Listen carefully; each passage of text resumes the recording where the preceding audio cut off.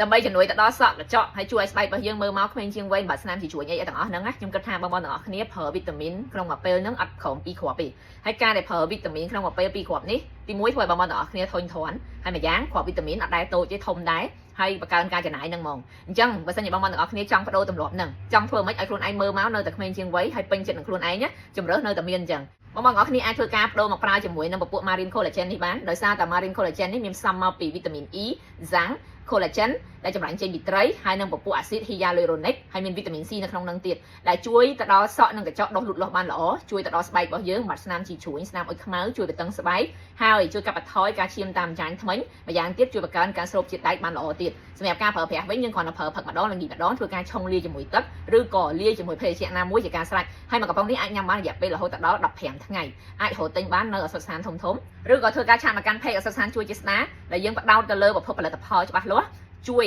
សន្សំសំចៃទៅលើការចំណាយខ្ពស់ជូនអតិថិជនហើយសំខាន់គឺធ្វើការរើសផលិតផលចំគោលដៅនៃការប្រើប្រាស់តែម្ដងអញ្ចឹងសម្រាប់បងប្អូនដែលចាប់អារម្មណ៍កុំភ្លេចធ្វើការឆាកមកកាន់ page